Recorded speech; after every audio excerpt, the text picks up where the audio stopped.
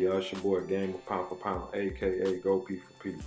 Alright, y'all. Quick reaction to the Mikey Garcia versus Errol Spence bout.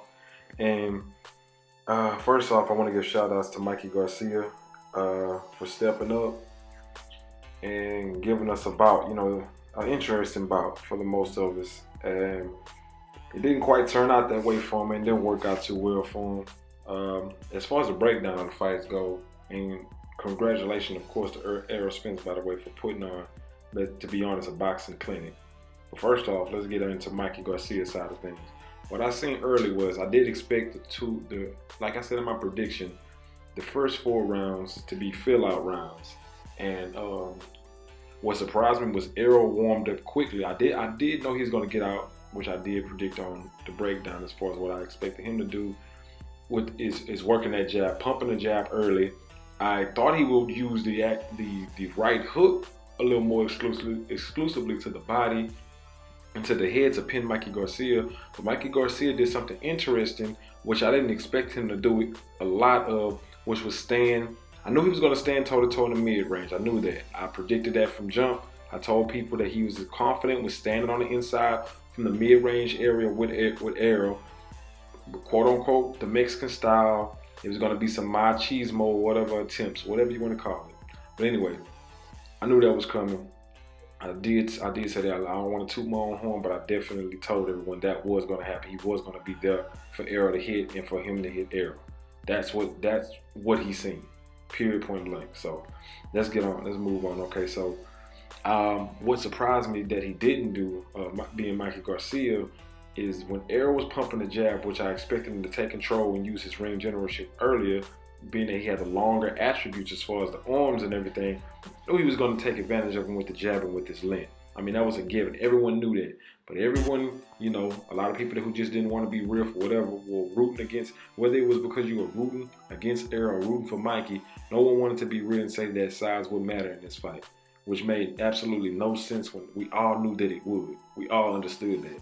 Like, in one breath, you got certain people out there, I'm not going to say any names or whatever, sounding ridiculous saying that Errol Spence's size isn't going to matter, but yet and still, you see Mikey Garcia going through a snack program for months to get prepared for this fight. Like, so if it didn't matter, why would he do all that grueling work to his body, to reconstruct his body for this fight? So that was just completely utter nonsense and just retarded, to be honest. But okay, let's move on before I start ranting. My bad. But yeah, Mikey, what I expected him to do was, I expected Mikey to spin Errol in the pocket a little bit more, to get on the inside. But what Errol did was he used the jab and he kept distance away. I thought that when the pocket collapsed, Errol would allow it, and Errol would he would allow it and try to bully Mikey on the inside and get a little rough with him, which he ended up doing in some spurts, but early exclusively. And it's, I'm not gonna say it shocked me. I'm not gonna say that it necessarily shocked me, because I expected Errol to box him and try to show that he can box for the purpose of proving, doubters wrong. I did expect that. I said that we can expect some new wrinkles and layers to their game to be displayed. Did expect that. But for Mikey, I didn't expect Mikey's game plan to be to get on the inside, which exactly is what he was trying to do. So I found that very interesting. But I found what very interesting was Errol was completely keeping Mikey away from the inside, using his footwork, using his jab. I mean, I told guys about the Bundu fight. The Bundu fight, like I said, I know it's a poor man's example, but he used the jab to keep Bundu from the inside. So that didn't shock me, but I thought that when given the opportunity to go in and possibly hurt or stop Mikey, he would jump on it immediately. He didn't do that. He showed poise. He jabbed. He boxed circles around Mikey Wynn, which is very surprising for me personally. Regardless of how anybody else feels, I think highly of Mikey Garcia's boxing skills, man. Errol just, man, he pitched the clinic, man. He put on a clinic, like just pure dominance as far as from a boxing standpoint. And the weight didn't even come into play, to be honest, in this particular matchup, man. Now you got certain cats who's gonna come and say, you know, they're already making a video saying that Errol's weight is the reason for this and that and everything, man. Errol, he didn't even, when he did attempt to walk Mikey Garcia down, Mikey's game plan was sound on that. Like, I don't know if anybody's watching, but if you go watch the Ocampo versus Errol Spence fight, Ocampo was winning exchanges with Errol Spence as far as countering him when he was going to the body and you know, the jabs to the head and that sort of a hook or like uppercut, curling type of punch to the body with his left hand. Ocampo was blocking that and countering and winning exchanges with Errol Spence, excuse me. So I knew Mikey would be game for that. I understood that wholly. What I didn't expect was Mikey to be able to hold up the full 12 rounds with that, sustain that, and to give credit to Mikey, he did that. But what was crazy about this particular fight was Errol consistently boxed. He consistently boxed the whole 12. And then when, I think maybe around the 9th, when it did get a little ugly, around, have some scares in the 7th, the 8th, and the 9th round. And Mikey is tough, man. Mikey walked through a lot of punishment, man. He did. Walked through a hell of a lot of punishment. At 140, man, I was once saying that Regis Prograis and Josh Taylor may give him some issues, but man, with this level of toughness, Mikey work rate is better at 140, man. He's still the man now, man. It's gonna be beyond tough to get rid of Mikey down in those weight classes, man. That guy is extremely tough, man. I'm extremely impressed with his heart and with his chin and with what he brought to the table. I knew the overall factor out of this fight, though, which is what it was going to be Errol Spence's work rate. And I knew with his jab and him being able to control Mike and keep him at a distance and his constant work rate, that was going to be the deciding factor. And if you go back to my prediction video, that's the way I broke it down. I thought if the scare or stoppage happened, it would happen around the 7th round or after.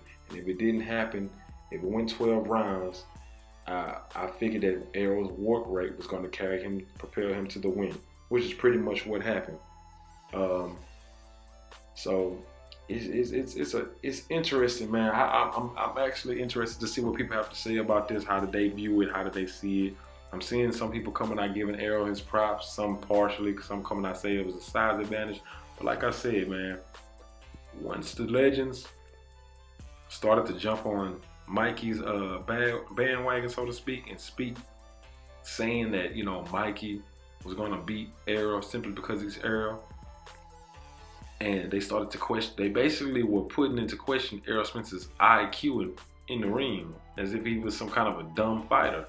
So that's what pissed Errol Spence off, man. Like, people were coming, like, saying that Errol basically didn't have anything but, you know, power and walking you down, swinging a barrage of power punches, which is crazy. Because, like I said, this what I really want people to analyze and think of in their head. Name me at least 5 fighters in the history of boxing, not current, but let's just think back. Name me 5 fighters who had a dominant jab who couldn't box. It doesn't go that way. Look, if you have a jab, a real jab, a controlling jab, you have to know how to place that, walk into that jab, and move with the jab. You have to use your footwork to be able to land that jab if it's a dominant jab, as we call it. Even with the Triple G, he showed with Canelo he could box. You know, some people arguably say Triple G won the second fight because he outboxed Canelo, is what some say. Even though I have Canelo winning that fight. But like I said, a lot of people, they really don't understand. They don't know what I don't know if they know what they don't know what they're saying, or they just don't care what they're saying when they say crazy shit like, you know, people can't box and your guy has an amazing jab. It sounds crazy to me, but like I said, man, this is a dominant performance for Errol Spence. I give Mikey Garcia all the props in the world. I want both of these fighters to receive their credit for doing this thing for us, man. And I'm hoping for the better fights, man. Hopefully we get Sean Porter. I seen Manny Pacquiao got in the ring. Errol called him out. I was there live when it happened. Don't want to see that, man. I personally want to see Errol face Sean Porter next, man. I want them to get this unification going, man. It needs to be done, man. While boxing is at a high right now, and hopefully that's what we get. I'm interested to know what you guys think. Sorry, man, this is more a bit of a rant than a review, but I really want to see what you guys' reaction is to this particular fight, man. Let me know in the comment section below. Thanks for watching. Hit that like button and subscribe.